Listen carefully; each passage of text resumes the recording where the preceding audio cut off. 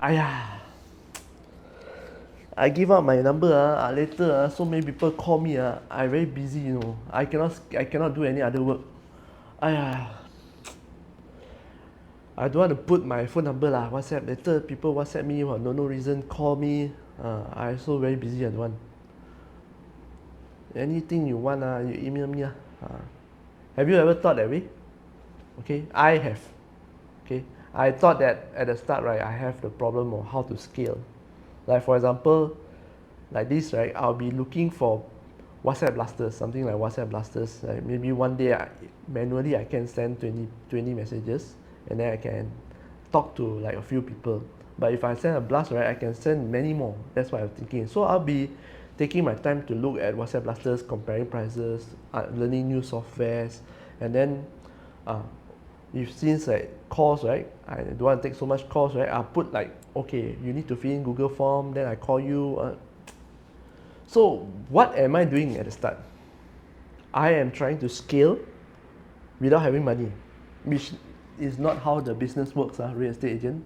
At the start, you are supposed to do everything. You're supposed to talk to customers, okay? Now, if you got no money, you have time. Like now I'm broke, no money, no sales. So I have time.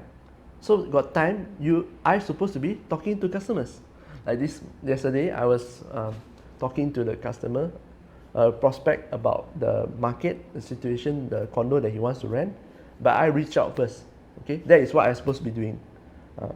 The reason I fail in my real estate business is because I think of scaling first, without thinking of doing all the groundwork. If you have 20 calls a day, you shouldn't be broke. You won't be broke, you'll be too busy earning money. Okay? That is the time when 20 calls a day, that is the time you think of scaling, or you might think, oh, I need a new WhatsApp blaster, I need someone to run my Facebook ads for me. Those are the time. But right now, as a real estate agent, or even as any small businesses, you are supposed to go out there and talk to your customer. Find out what is their pain point, what do they want. I give you an example like just now. Yesterday I was talking to a customer. Customer not sure. The unit is a very rare 4-bedroom. Usually people buy 4-bedroom is for own stay one, but this customer bought and for investment. So they're asking me about the market. So what I had to do is that I had to do some research, some digging, and find out what are the comparable 4-bedrooms around the area. So I know like roughly what is the rental rate like and what is available units, right? So I tell the customer, no. So this is what we as real estate agents, especially when we just started, this is what you should do. Okay? Don't bother thinking of scaling or automating things when you got no money. You talk to your customer. So when you talk to your customer or you talk to people who wants to know the market, right, you can charge. Like for example, 2 weeks ago, there's a gentleman who wanted to understand about the real estate market. So he paid me for my consultation, okay? Paid me a one-on-one. There are things that I can't talk freely on videos like this. So he paid me and I agreed because I got time. So when you got time, you do all this. You talk to your customer, you talk to people who wants to learn, talk to people who are actually having some questions about the tenancy agreement, some questions about how to go about things like defect, what to check. So you see what your customer wants and then you respond accordingly. So that is what I've been doing on my YouTube channel. So I see what are the questions that you all put in the chat or even email me, or even some people actually from one-on-one they ask me. I put it up here for all of you so that you all can learn together. I'm doing this for free? No, YouTube is paying me. Okay, although very little, but in the future, right, what these questions I have, you will see that there are some same questions. I can put this question and put it into a digital course. Okay, for example, digital course on how to invest in property, for example. Okay, or I could turn these questions like just like yesterday the person asked me, this 4-bedder rental how much? So what I can do is that I can turn this into an ebook to lead magnet, like okay, here are the rental rates for Wang Semaju, for example. These are the condos, how many bedroom, and then these are rental rates. You want it for free, please give me your email and phone number. name and phone number, WhatsApp, name and WhatsApp. Okay, I notice Malaysians we prefer WhatsApp. Emails a bit slow. We prefer to communicate via WhatsApp. Which brings me to the next part. I personally, when I first started, right, I was like, why so many people one day WhatsApp me so many WhatsApp. I don't need to do my work, I get distracted, I don't need to do my work. It's wrong actually. It's a wrong mindset to have. When I start, right, I realized that I didn't talk to customers enough. Like I mentioned in the start, I was busy looking for WhatsApp blaster lah, busy looking for things to automate lah. So I putting my barriers on customer and myself. The day I have 20 calls a day, 20 leads a day, that's when maybe I could think of automation. But right now, what I should do as a new real estate agent, I should start talking to my customers. Start talking to the people in the market, what they want, what are their pain points. All right?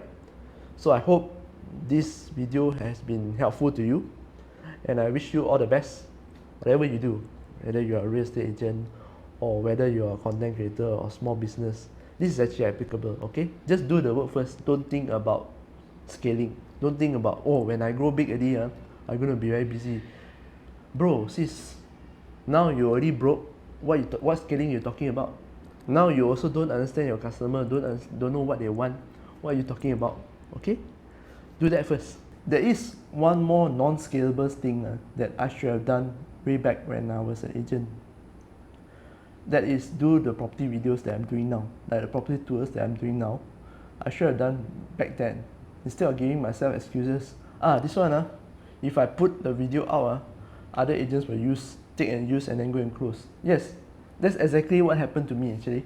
I put a video, I paid for the videographer, everything, and other agents used that video to actually rent or sell that development. The video has my face, so I was like, wow, what is this, man? I do all this so hard, so much effort, so much money. Next time no need to do this. It's not that I'm going to rent out or sell also the unit. Why should I put in so much effort? That is a mistake, ladies and gentlemen. Now I'm trying to get back the units, right, to do videos. It's also hard. One, I don't cover the area, some of them has been occupied, also people move in already. It's been 4 years, all right? So what I'm trying to say here is that you should do the non-scalable things at the start, all right? Imagine I've just taken the effort, right, to actually do the videos. I will have more than 30 property tours in my channel itself, and my channel also I think will be monetized way before this year.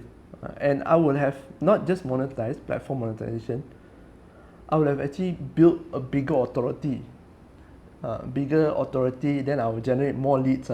The moment when lockdown is lifted in 2021, who knows, I might not even need to go back to work because the leads will be pouring in if I had continued to just do what I do. Alright, instead I was like, the agent take and then use. Some more this one, I also don't know whether I will rent out or I will sell or not. No need lah. So yes, that is the mistake that I made. No more this round, okay? And I'll see you again next video. Bye bye.